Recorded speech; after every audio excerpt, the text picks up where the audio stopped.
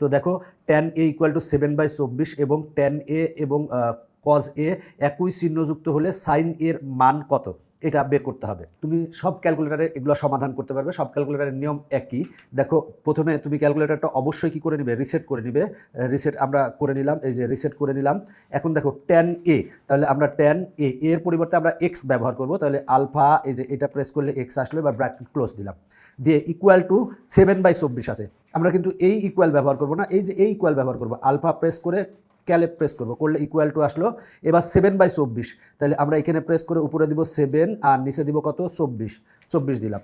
দিয়ে এবার এই সমান চাপবো না, আমরা শিফট ক্যাল প্রেস করে এই ইকুয়াল প্রেস করব, করলে কিন্তু আমরা এই এর মানটা পাবো।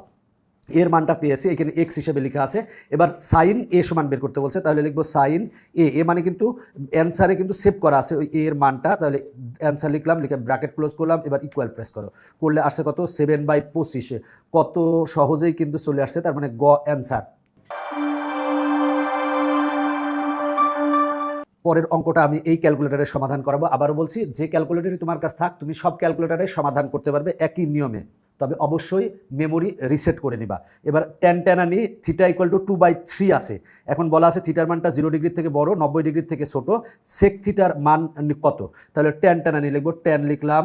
এবার থিটার পরিবর্তে x ধরে নিব, তার মানে আলফা, এই ব্র্যাকেট দিলাম, দিলে x আসলো, এবার ব্র্যাকেটটা ক্লোজ দিলাম, দিলে tan x আসছে, ইকুয়াল দেওয়া আছে, তাহলে এই ইকুয়াল প্রেস করবো না, আলফা প্রেস করে ক্যাল প্রেস করবো, ইকুয়াল আসবে। এরপরে 2/3 আছে, তাহলে এখানে উপরে 2 দিব, নিচে দিব হচ্ছে 3। এরপরে দেখো আমরা এবার শিফট ক্যাল প্রেস করব, করে ইকুয়াল প্রেস করব, করলে আমরা এখান থেকে থিটার মানটা পাবো। এই থিটার মানটা কিন্তু মেমোরিতে সেভ করা আছে অ্যান্সার হিসাবে। এবার সেক থিটার মান বের করতে বলছে। আমরা জানি সেক থিটা সমান 1/cos থিটা, যেহেতু ক্যালকুলেটরে সেক নাই, তার মানে আমরা সেক থিটা সমান 1/cos থিটা জানি, তাহলে উপরে আমরা 1 দিব আর নিচে দিব কি cos থিটা। থিটা মানে হচ্ছে আমার ওই যে অ্যান্সারে সেভ করা আছে। আমি ব্র্যাকেটটা ক্লোজ করলাম, করে এবার ইকুয়াল প্রেস করব, করলে দেখো আমার আসছে কত, আসছে হচ্ছে 1.20 আসছে। 1.20 আমরা কোনটায় পাই, এটা মাইনাস আছে, এটা মাইনাস আছে, তার মানে এটা হবে না। এইটা দেখি, এইটার ক্ষেত্রে হয় নাকি দেখি, সেটা হলো 1.20 আসে নাকি, সেটা হলো √5। এবার ভাগ হচ্ছে ভাগ 3, এটা আসছে। এইখানে আমরা এইটা প্রেস করব, করলে 0.74 আসছে, তার মানে এটা অ্যান্সার না।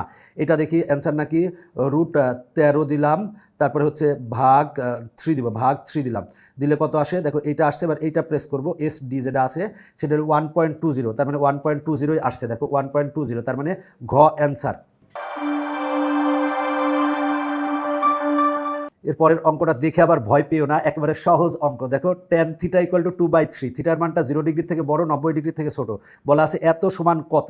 দেখো ক্যালকুলেটরের মাধ্যমে মুহূর্তেই তুমি অঙ্কটা সমাধান করতে পারবে। তাহলে tan আনি, দেখো আমরা আবারও বলছি যে অবশ্যই তুমি মেমোরি রিসেট করে নিবা। তাহলে আমরা প্রথমে tan আনি লিখলাম, এরপরে থিটা, দেখো tan θ, তার মানে আমরা থিটার পরিবর্তে এখানে x ব্যবহার করব, এবার ব্র্যাকেট ক্লোজ করলাম, ইকুয়াল আছে, তাহলে আমরা আলফা প্রেস করে এই যে ক্যাল প্রেস করলে ইকুয়াল আসবে, 2/3 আছে, তাহলে উপরে দিব 2 আর নিচে দিব হচ্ছে আমরা 3, 2/3 দিলাম। এবার আমরা শিফট ক্যাল প্রেস করে ইকুয়াল প্রেস করব, করলে আমরা এখান থেকে থিটার মানটা পাবো, বা এই থিটার মানটা কিন্তু মেমোরিতে অ্যান্সার হিসেবে সেভ করা আছে। এখন আমরা এইটা মান বের করব, এই থিটা বলতেই আমরা অ্যান্সার ধরে নেব। তাহলে লব্বাই হর আছে, তাই আমরা এটা প্রেস করলাম। এরপরে 2 sin θ, তাহলে সাইন, দেখো আমরা সাইন লিখলাম, থিটা মানে অ্যান্সারে সেভ করা আছে তাই লিখলাম। তাহলে 2 sin θ মাইনাস 3 cos θ, তাহলে cos θ মানে অ্যান্সারে সেভ করা আছে, ব্র্যাকেট ক্লোজ করলাম, উপরেরটা লিখলাম। এবার আমরা নিচেরটা লিখবো, নিচেরটা লেখার জন্য এটা প্রেস করলাম, 2 sin θ, তাহলে দেখো আমরা সাইন θ মানে অ্যান্সারে সেভ করা আছে, অ্যান্সার সেভ করা আছে সেটা লিখলাম, প্লাস এবার হচ্ছে 3 লিখলাম। এবার cos θ, তাহলে cos θ বলতে অ্যান্সারে সেভ করা আছে সেটা লিখলাম, এবার ব্র্যাকেট ক্লোজ দিলাম। এবার আর কিচ্ছু না, আমরা জাস্ট সমান প্রেস করব, করলে দেখো অ্যান্সার চলে আসবে। অ্যান্সার আসছে -5/13, -5/13 ক্ষতে আছে। দেখো কত সহজেই কিন্তু অঙ্ক সমাধান করা যায়। এই যে MCQগুলো সমাধান করালাম আমি কিন্তু আমার ইজি হায়ার ম্যাথ বই থেকে সমাধান করিয়েছি।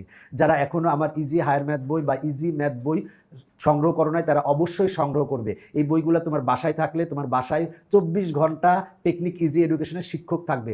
যখন দরকার জাস্ট QR কোড স্ক্যান করবা, স্যার এসে তোমাকে বোঝাই দেবে। এই যে সহায়ক বইগুলো, এই সহায়ক বইগুলো কিন্তু জীবন্ত বই বলা চলে, কারণ প্রতিটা পাতায় কিন্তু শিক্ষক আছে। এখনকার পর্ব শেষ করছি, পরবর্তী পর্ব দেখার আমন্ত্রণ জানিয়ে বাই বাই।